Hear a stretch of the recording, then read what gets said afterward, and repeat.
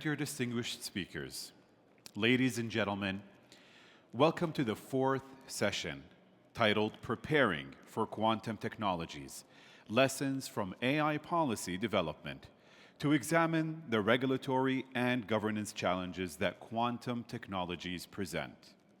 We are delighted to welcome back to the stage Dr. Samantha Torrance, Principal for Global Government Advisory at Access Partnerships, as the moderator of this upcoming session. Give her a warm welcome.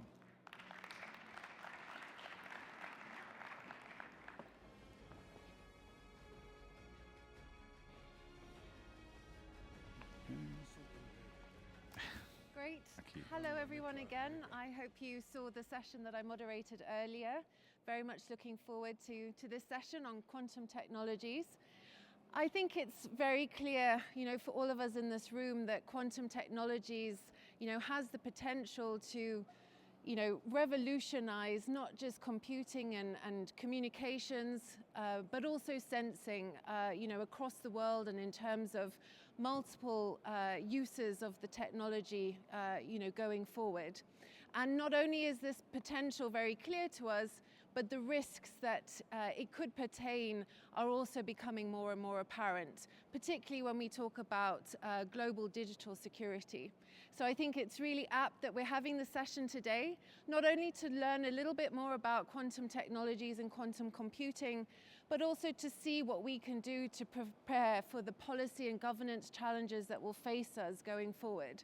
And this is where we start to draw upon some of the lessons that we've seen from the AI experience, not just from a national and regional perspective, but also more globally. So with that being said, I'm very happy to be moderating this session this afternoon. We've got three very distinguished speakers who are very much at the heart of quantum technologies and quantum computing. So it's going to be a great discussion. So to introduce our speakers, firstly, Dr. Nicolo Somaschi, who is the co-founder and chief executive at Quandela, a quantum computing company delivering quantum computing solutions. Nicolo has more than 15 years of experience in semiconductor, photonics, and quantum computing. And really importantly for this session, bridges that gap between research development and the industrial production of the use of that technology. He joined the C2N CNRS laboratory in Paris, where he spun off Quandela. And he's very much at the vanguard of taking quantum computing systems built by semiconductor emitters into their commercial development. Another one of our speakers today is Dr. Mohammed Al-Sharif. He's the General Manager of the National Research Development and Innovation Observatory within the Research Development and Innovation Authority, RDIA, and played a leading role in designing the strategy, governance model, and digital platform of the observatory. Within this role, Dr. Sharif developed and institutionalized a national framework to monitor, evaluate, and guide Saudi Arabia's RDI ecosystem.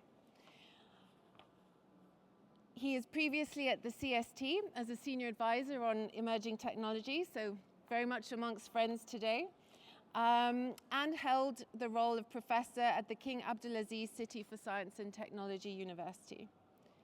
Our last speaker is Dr. Abdul Rahman Al-Ajmi, He's the vice chairman and founding member of the Saudi Quantum Computing Association, a non-governmental organization dedicated to raising awareness and building capabilities in quantum technologies.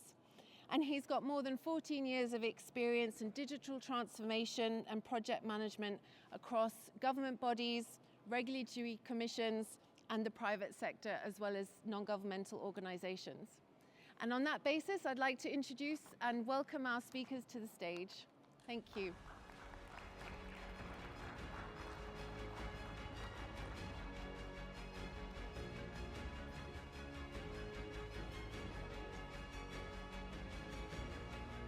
Nice to have you.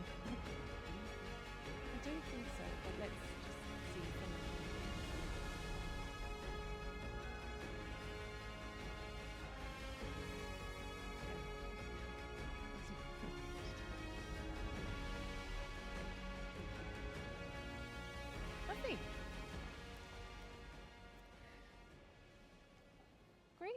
All comfortable?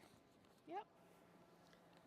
Lovely. So we're going to kick off with perhaps Dr. Alajmi. I actually am an economist by training, so very much, new and getting to know quantum technologies and quantum computing, and I'm sure that there's a number of us in the audience that are not, experts in this field. So I was just wondering if you could start us off with a brief overview of what we're really talking about here. What is the technology, but more importantly, how can it really impact our lives going forward? Okay, thank you, Samantha. Let's set the stage by talking about quantum. Quantum means the smallest unit of energy or matter. And in the quantum computing context, we are talking about the subatomic particles, such as neutrons or electrons. And what makes these particles fascinating is how they behave. Because at that level, at that tiny level, they behave in a way that's different from our classical world. You will see phenomena like superposition, where particles could represent multiple states at the same time, or entanglement, where two particles could remain connected and change to one will affect the other one at the same time, even if they on opposite side of the universe.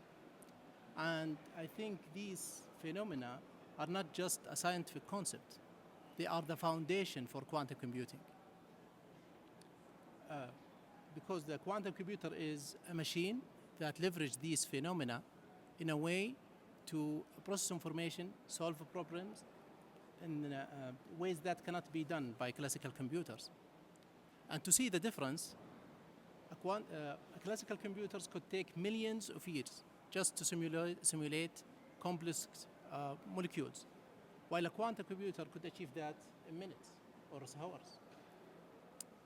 And that doesn't mean a quantum computer will replace the classical one, because quantum computers have been designed to solve a set of problems, but their impact is disruptive. Mm-hmm. For example, in healthcare, they could accelerate drugs discovery. In, let's say, transportation or logistics, they could optimize supply chain. In material science, they could help in design the next generation batteries. In AI, they could speed up the machine learning using quantum algorithms. And in cybersecurity, they could break the encryption that we rely on to secure our communications, infrastructures, or banking. So in my opinion, I think quantum computing isn't just another wave of technology. It's a paradigm shift that will affect many industries in a disruptive way. It will create opportunities, and also it will bring risks. And that's why we need to regulate this technology from now. Mm-hmm. Great. All right. Well, thank you very much. I think that's very much clarified some of the questions that I had. Dr. Samaski, maybe you can speak about where we are in that timescale and that journey. We're talking about, could have this impact and could, support or create these risks. How long are we talking about in terms of the development of quantum technologies and quantum computing? Yeah, this is indeed the very important way we should look at them, what these machines do, and not only what they are, because the impact comes of what each object can deliver to a certain type of industries. Mm-hmm. And it's very important to define timescale depending on the type of machine and the value they deliver to a certain use case, to a certain industry. And we can define two regimes. The most valuable is what it was introduced, solving the unsolvable. Mm-hmm. These are machine, large scale, they will look like data center, and that we call them universal. One quantum data center, quantum supercomputer, by itself, we solve things which are unsolvable today. To get there are still a lot of challenges, and the roadmaps of the main quantum providers worldwide and Quandela as well frame this in between 2028, 2030 and beyond. But what do we do until then? Do we have to wait? Do we have to just sit down or look in our laboratories? No, we can already fabricate system which are accelerator of certain applications. So instead of being universal, they make a use case better. And an example is AI. We can develop quantum modules that accelerate or increase the performance of a certain generative network, creating synthetic data with less hallucination, have classification which are more precise. And that's what we do. So we have a period where this processor accelerate rather and combined with other system, classical system, rather than being quantum-centric. And since we speak a lot about AI, we take the same comparison. GPUs started as graphic card, then became used for blockchain, and then became ubiquitous for machine learning. So this learning curve is something that quantum computing should do, and the tools that we develop should aim at this double step.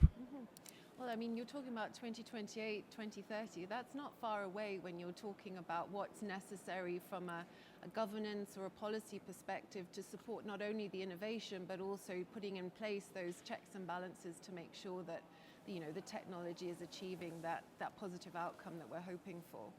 But maybe Dr. Al-Sharif, maybe I can come to you and you can provide us with a bit more insight in terms of, you know, how is quantum technology and quantum computing being thought of within the kingdom itself, but also what are the advantages and risks that you're kind of grappling with at the moment? Yeah, first of all, thank you for having me among esteemed speakers and experts.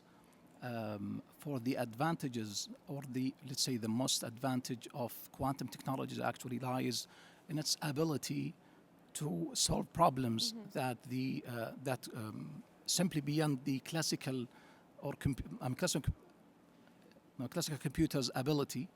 So the quantum technology is not about speed, but it's about enabling new entirely capabilities. And I can, so in the near future, we could see some of the very impactful, actually tangible things on our daily lives. And I can summarize them into three main categories. The first one is about the data security and the digital entity. One of the earliest applications of quantum technology is cybersecurity, apparently. So with the advent of quantum technology or computer with its high capability, we anticipate that the current encryption will be broken. And this is actually brings much attention to secure the encryption and the secure data. So also this actually shows or brings in the near future the importance of post-quantum cybersecurity, the quantum key distribution application as well, to safeguard the sensitive data like the banking, our healthcare, the financial transactions, you name it. The second also impact and that we could see in our daily life is the healthcare or the precise medicine. So we anticipate the quantum technology will accelerate the analysis, especially for or dealing with the huge data like the genetic and biomedical data. And this will shorten the timeline of the personalized medicine. The third actually impact we could see in the near future as well is about the optimization in every day systems. For example, so you think about the energy grid, the logistics that actually deliver our goods. So applying the quantum optimization algorithm, it will definitely reduce, let's say, the time that's needed for to deliver goods. Reduce the energy waste by applying a very sophisticated algorithms to optimize the distribution of energy. So we do believe the quantum presence will bring a lot of opportunities and advantages, but at the same time, we need to be cautious and balance between the speed and the trust, the security, and the openness. Thank you. Great. No, excuse me. I think you pick up on a number of key practical policy issues that regulators and governments are dealing with at the moment. Huge potential in front of us, but the speed, it's not that far along in terms of becoming more ubiquitous than what we have at the moment. But I think for me, and you mentioned sort of the risk particularly around digital security and this kind of Q-day, potential, catastrophe that might occur for, digital security. I remember back to the days of, the millennium bug, and when everybody was talking about that. And I don't see as many people talking about Q-day outside of a very limited sort of set of professionals that work within that area. Maybe Dr. Al-Ajmi, you work kind of within that sort of education sector.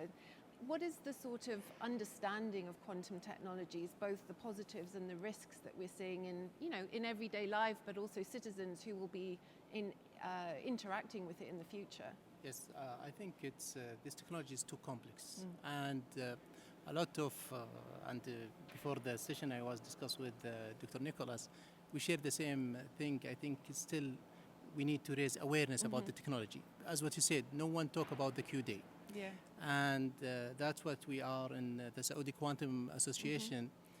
We are working on raising awareness in the community, because we don't need to repeat the mistakes in AI policy making.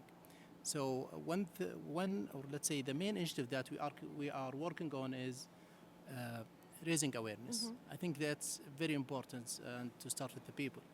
And in the raising awareness, we are working with policymakers, regulators, and government officials to make sure they know what's the impact and why it's important to regulate the technology from now. And also we are working on other regulations, as it said, to let the people sharing the knowledge about this. We're trying to create a community of practice. And that's one of the main initiatives that we are working on, engagement and collaboration. Because in AI policymaking, they were done it in silos, which leads to mistrust or maybe slowing the progress. And the third initiative that we are working on is building capabilities. And I think, as we said, it's too complex to build such a capability in Saudi Arabia and even other countries. And that's why we are support training and partnerships to build local capabilities, because we saw in AI the education systems didn't fill the gap for the skills gap. So I think we should start by awareness, so let the people talk about the technology and know what's the impact, and to overcome the challenge that we will face when we're trying to regulate this technology. Great. And Nicolo, maybe I can come to you from more of a European perspective in terms of particularly workforce development. And we were talking about the understanding of the technology from more of a demand side, but from a supply side perspective, how are we going to make sure that we have, those engineers and those researchers that really know what they're talking about to really drive forward the technology? Yes, we have to start from the research institute, from academics, government policies, awareness, and bring tools to the ground. And as Condela comes from a research institute, we know what it means transferring research into innovation, into products, and that's the role that we bring. We sit in between academics, government, and end user, and bring innovation to products and connect all these dots. What's also very important in terms of knowledge and transfer is the ability to have machines, even small scale, that can be accessed anywhere. So cloud software, cloud available system, that's something that can be integrated already in master courses. And that's something we have started to do in France. We start to do that in Korea as well, where we are present, and bring to students, computer science students, software tools to learn about quantum computing, but not on the physics way, on the algorithm way. Yeah. So once again, looking at the use of a machine, not what's inside. What's inside is part of engineers, we do that.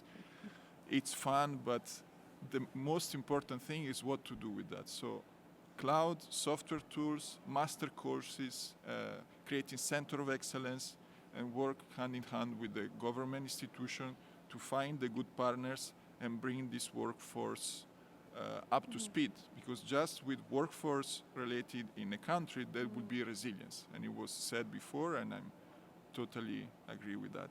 Great. Well, thank you very much. Dr. Al Sharif, given your background being an educator within Saudi Arabia, what lessons can we take from the upskilling from an AI perspective into, this new technology that we're looking at? I think this is very empirical and critical questions. Certainly, there are, lessons we could learn from the AI. But before actually come to the lessons, I think we need to shed light on the differences that when we think about quantum. First of all, in terms of technology maturity, the quantum technology is still in its early life cycle. And this is actually going to give us kind of an advantage to act in a proper time and to be prepared for the regulations, policies, and whatnot.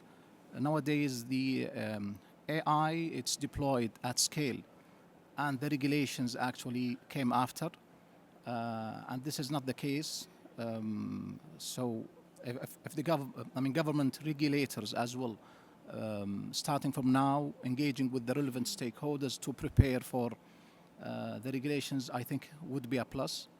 The second difference evolves around the risk associated with each technology. In AI, mostly it links to the ethical and societal risks, and this is not the case with the quantum technology or computing, where it actually shows risk with the technical and systematic aspects.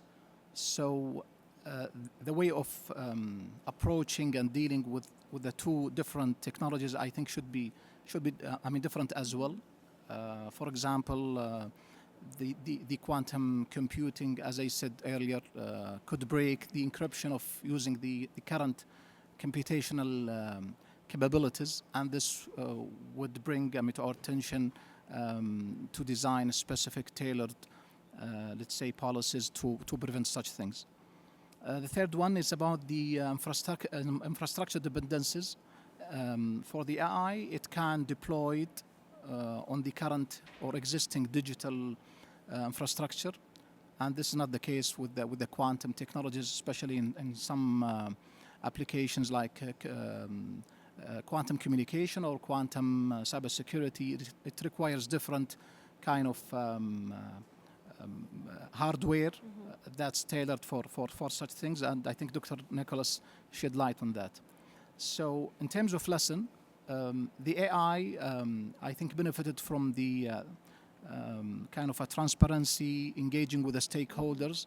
In addition to that, for quantum technology, we need as well to work closely with the relevant stakeholders, design and engaged with the hardware manufacturers as well to avoid any potential risks in the future.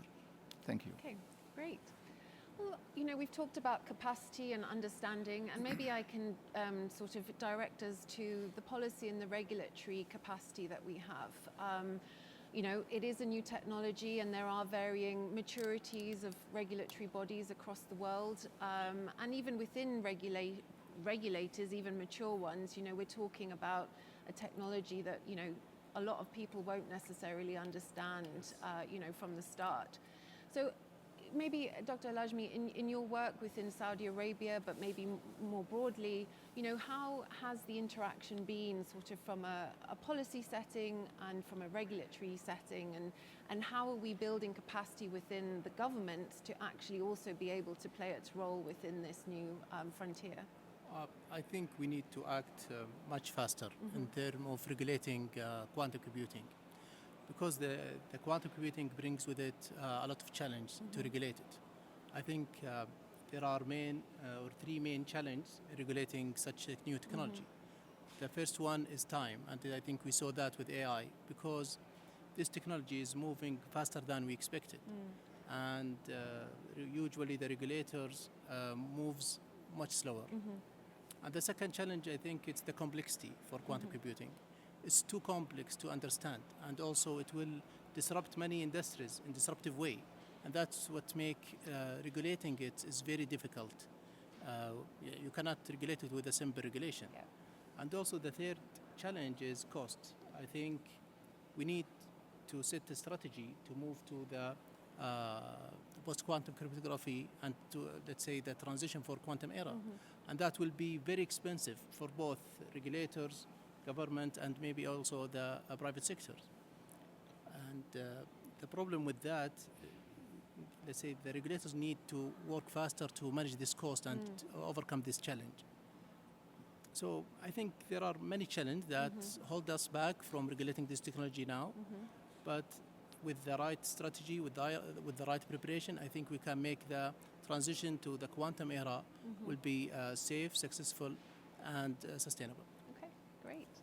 Well, Nicolo, I think, I'm not sure if you caught the earlier session with Natalie Black, but she was talking about her experiences at Ofcom, which is, as you know, the UK's communications regulator. And one thing that she mentioned, which really stuck with me, was, you know, the point about regulators not necessarily having to regulate everything. And actually one of the roles that they play is to support industry and to support innovation, whilst obviously also protecting, you know, the citizens of those countries. But, you know, in your interactions, both kind of from an academic perspective, but also, you know, the company that you lead, you know, within the private sector, what is the nature of your interactions with regulators at the moment, and what is that partnership, and what does it look like? Yeah, so today, and I think it's been a couple of years, that both at the national French level and member states in Europe that have been a consortium made by quantum computing providers and scientists to start to bring awareness, but also look at benchmarking, common benchmarking, to push at the international levels. Yep.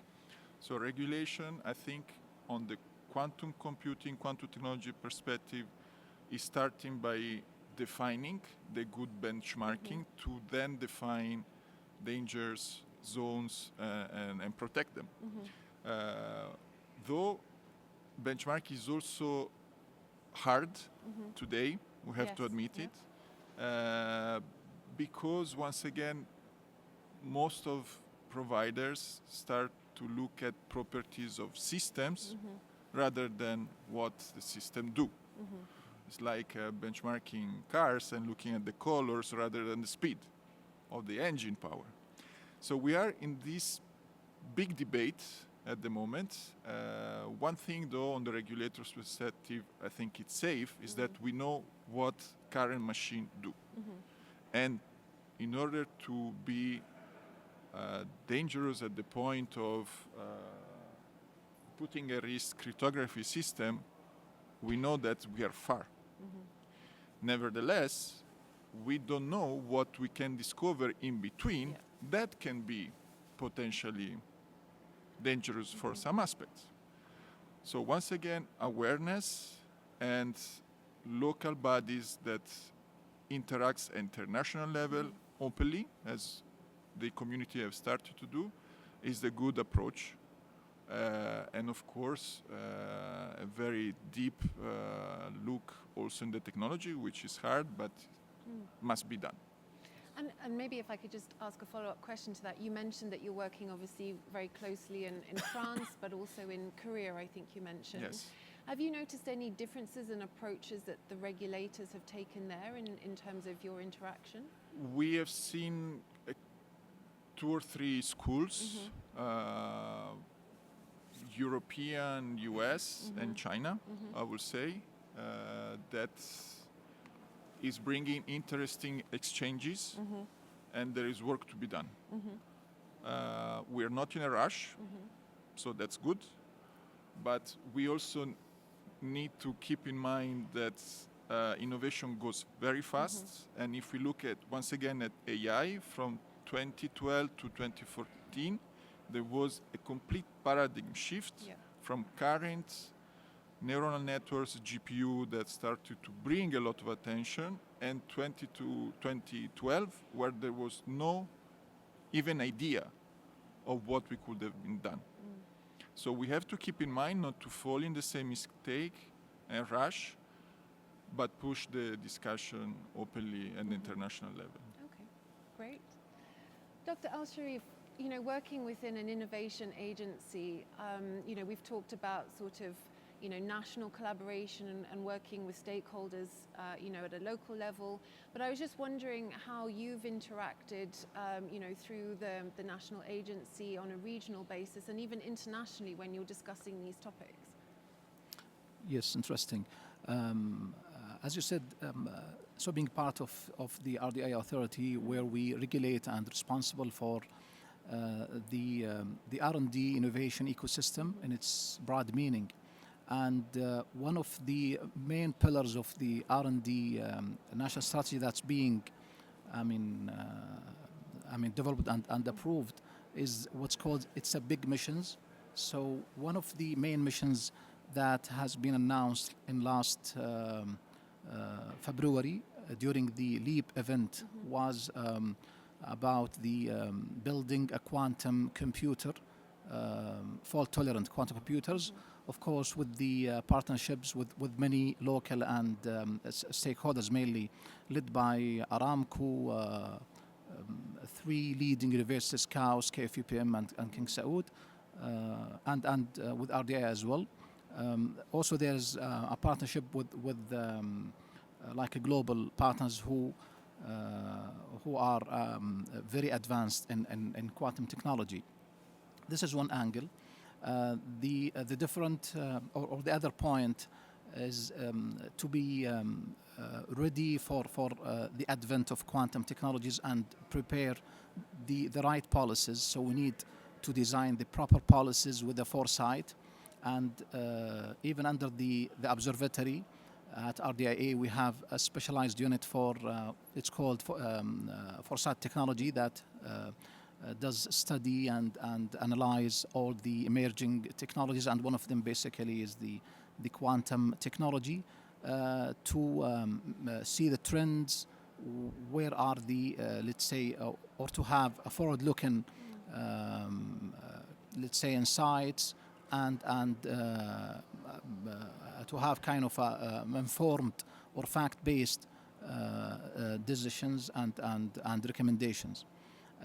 This is just from the innovation or perspective or the strategy of innovation on how to tackle and let's say taking into considerations this point. Thank you. Great. Yeah, I mean, there's a lot to be talking about here, you know, when we're looking at it from a policy perspective and from a regulatory perspective. And maybe, Dr. Al-Ajmi, you know, through your work, what have been the sort of the challenges that you faced the most, you know, from a perhaps financing perspective or understanding? What are the things that you have to encounter and overcome on a daily basis?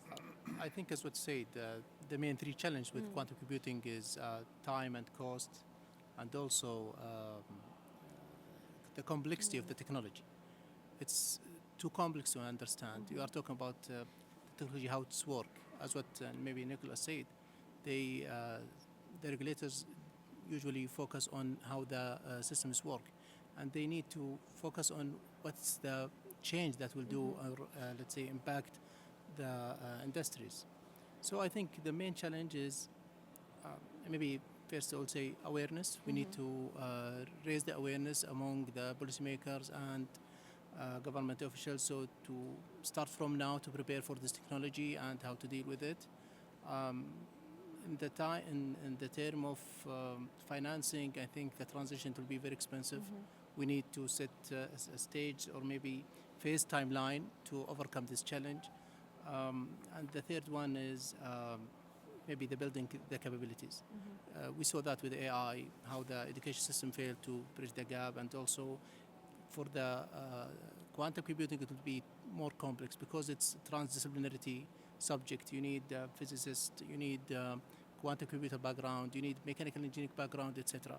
So I think these are the three main challenges. And one more thing that I will add is how to balance in regulation between the innovation, to open for innovation, and also to not over-regulate the technology. But still, I think we need to see something on the ground about regulating the technology. I think we are far away from this, and maybe I would say the first challenge I will emphasize on it will be to convince the leaders to the impact of this technology and how it's important to regulate it from now.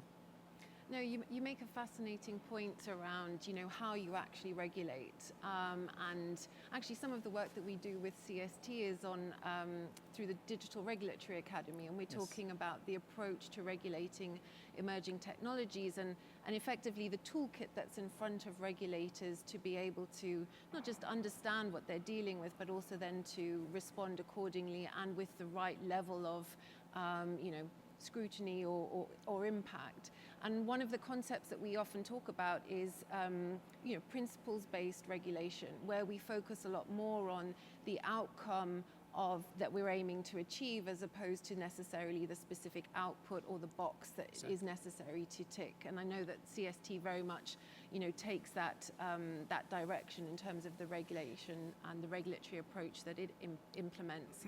And I think it's very apparent here when you talk about also how we bridge that gap between understanding what we're talking about, and so focusing less on how it actually works, but actually what the impact and what the outcome is going to be. So perhaps as we sort of engage regulators going forward, it's also about encouraging them to think about, yes, quantum is still something that we all have to understand, but let's not react too aggressively to sort of regulate when actually what we're looking at more is the outcome of what we're hoping to achieve. And perhaps that should be front and foremost to some of the discussions that are happening kind of, across the world on regulation in particular.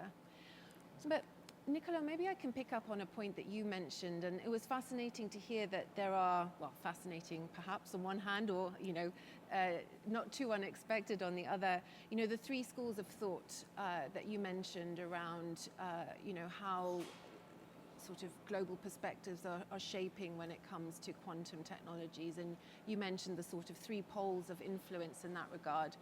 We've also seen that from an AI perspective, and when you look at international dialogue on AI governance, that has very much been apparent in terms of very hard rules on one side and let's wait and see innovation first sort of approaches.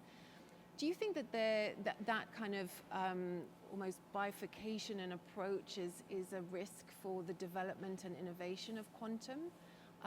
Or is this an opportunity that could also be leveraged where certain jurisdictions perhaps, are the first movers, for instance? It's a good point, and I'm not an expert in that to pronounce what's good or not. But once again, if we look back at other digital transformation that we have been living recently, once again, AI, because it's everywhere, it was just through open innovation that we arrived where we are. Where research institutes develop some algorithmic solution and they just ran them on another machine with respect to what the other community was doing. And that's how machine learning neural network got this boost. So forcing a restriction today, I don't think it's good for the ecosystem, neither for fundamental science discoveries. Although it's maybe interesting to keep an eye on what we could see ahead and potentially make plans. But once again, starting from today, we'll just slow down and really put at risk development, which is just to come freely everywhere. So access to cloud is something very important. Access to machine, I believe, is something very important. So export control on some equipment for quantum computing has already started, Yeah. and it's risky. And we've seen some example I cannot share, but as we're building digital innovation, we're bringing also in industry.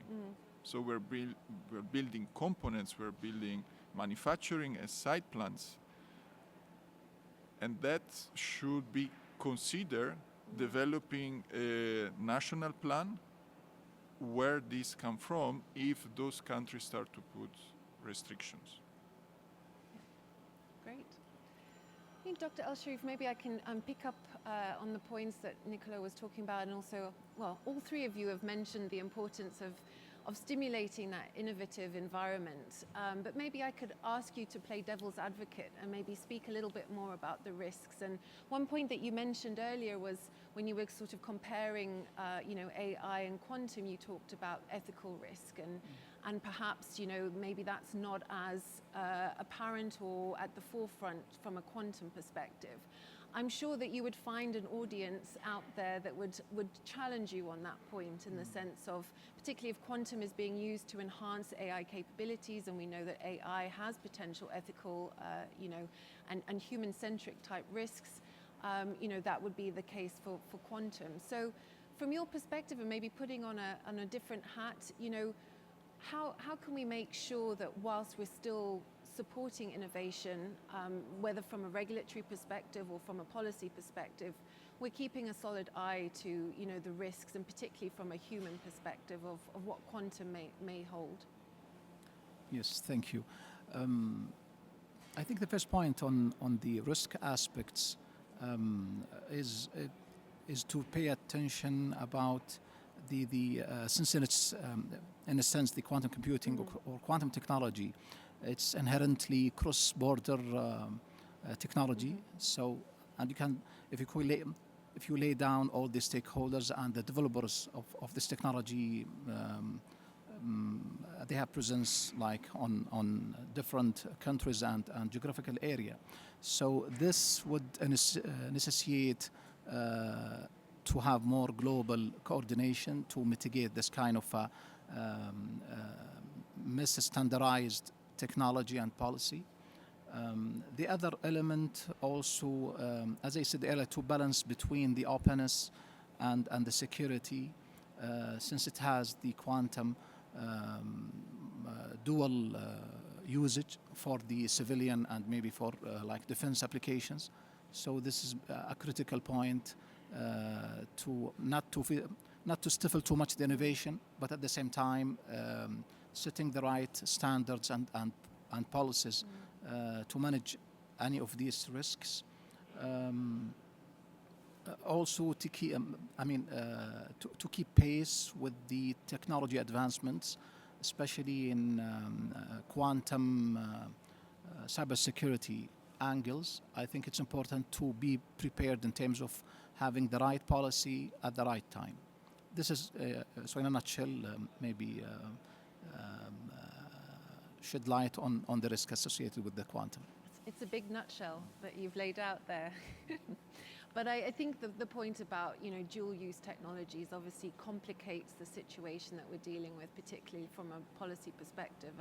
And I'm sure, as we see new technologies emerge, that's going to continue to be something that we're faced with. It's interesting. I was just looking at my notes as I was preparing for the session. I was trying to draw, what would be the lessons that we would be taking from the kind of AI policy and governance process over the last couple of years, and it's, well, you passed with top marks because a number of the things that were on my list you've already mentioned, and I'll just go through these quickly because I think it's important to really draw the comparison between what we've already encountered, and there's still work to be done for sure on the AI front, but also where we need to really, put some impetus behind our actions on the quantum side. So, early and broad stakeholder engagement, which I think we've talked about, and that also extends to kind of the capacity building and the awareness point. Balancing this innovation and risk point, which will be forever the challenge that regulators and governments face. Robust international collaboration. And I think one could argue either way on sort of what we've achieved at the moment on AI, but certainly there is broad understanding and acceptance of, you know, baseline standards and principles for the use and the deployment of ethical and responsible AI. So I think that is an achievement that has been reached internationally. The point I think that's really crucial for this technology is the pacing problem. So the speed at which the technology advances versus how fast we as a government or a policy or regulator, or policymaker or regulator can actually not just respond, but also, you know, be prepared, but also help to support the innovation, and that will be a challenge. And then, you know, embedding principles of transparency, accountability, and fairness. I think, yes, we talk about awareness and understanding what we're talking about, but we also need to make sure that these core fundamental principles, which are really at the heart of kind of human centricity around technology, are really core. And again, you know, one could argue that we've made some strides on AI, but, you know, in terms of the oversight and making sure that that really is the case, you know, within the application of that technology is still something that we need to test. So in terms of then how to sort of draw a conclusion from that, you know, some of the recommendations sort of from papers that I've read have spoken about, you know, developing standards, you know, really early on, you know, for that post-quantum cryptography world that we're talking about, and, you know, quantum key distribution, for instance. Testing and the validity of the frameworks that we're developing, as well as, you know, really investing in R&D for safety, security, and ethics purposes. And so maybe I'll put that back to the three of you as we sort of come to the end of the panel. You know, what do you think that we've achieved so far in that regard? Have we done enough? Are we on the right path? Or is there still quite a lot of work to be done? Maybe Dr. Al. I think we already have something in terms of what standards for encryptions. We already saw NIST come up with 4 standards for post-quantum cryptography. But still, I think we need more steps toward regulating this technology. As we said, it's too complex. It's need a lot of collaboration even between governments and regulators body.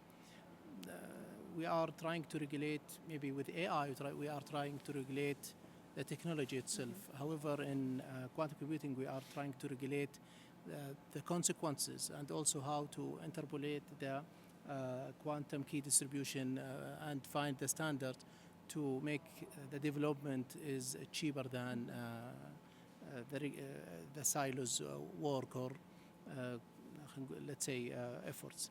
So I think the key recommendations from me, I would say to be proactive toward this technology and trying to regulate it from now.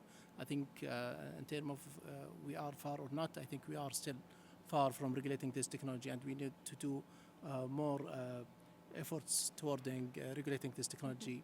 And I hope we see that as soon as possible. Great. Nicolo, what are your thoughts? I think one of the best thing is the fact that we are discussing about. So we are here, we are asking ourselves the good question, and thank you all for this.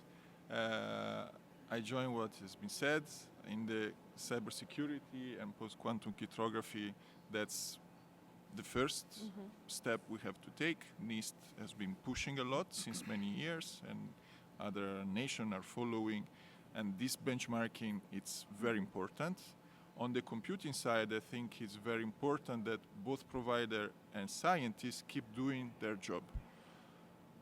Propose and innovate, but also validate through peer-reviewed scientific publication, and even follow what AI community has been doing, where each novel algorithm is benchmarked by the entire community. And there are software platforms that are based on community that validate or disprove innovation.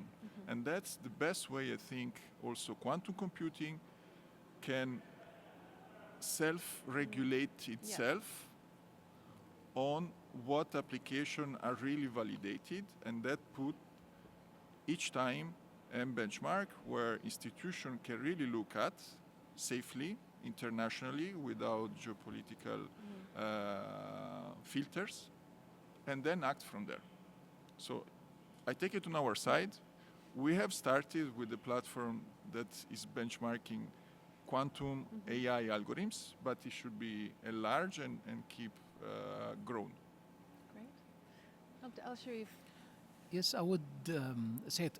So I would take it from the local perspective, from 1,000, let's say, feet height.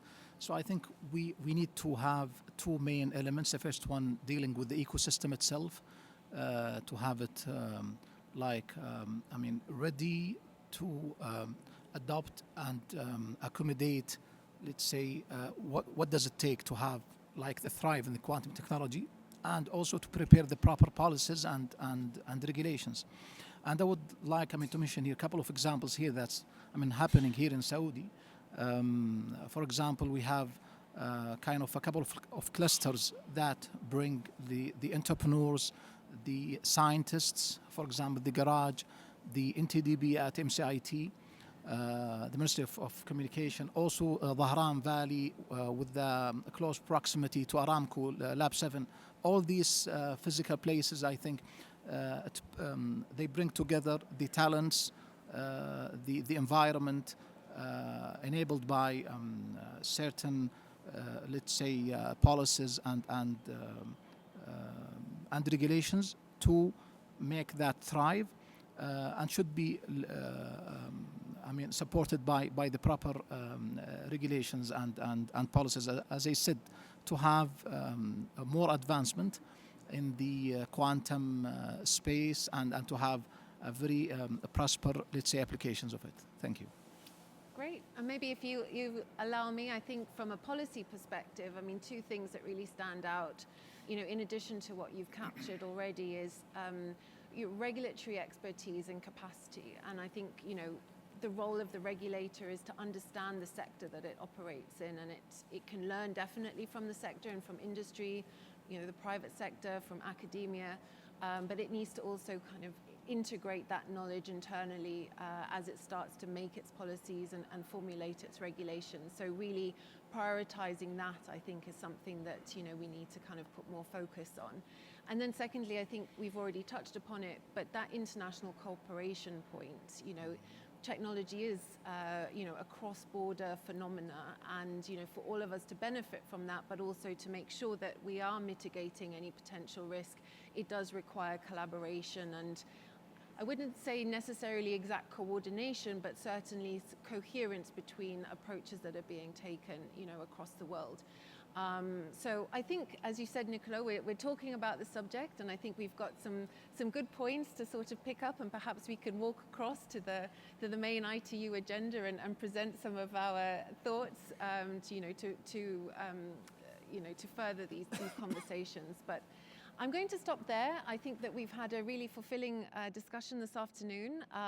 It's a very complex subject, and I'm sorry we won't be taking questions in this session, unfortunately.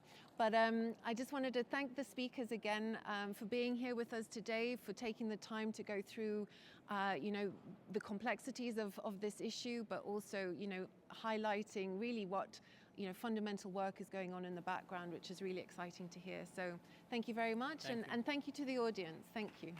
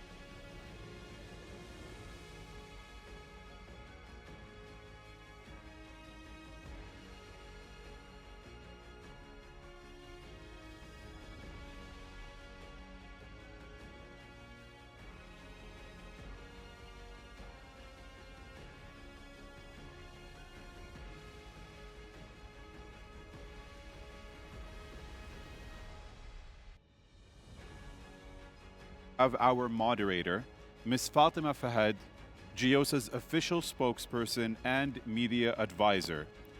Welcome her to the stage.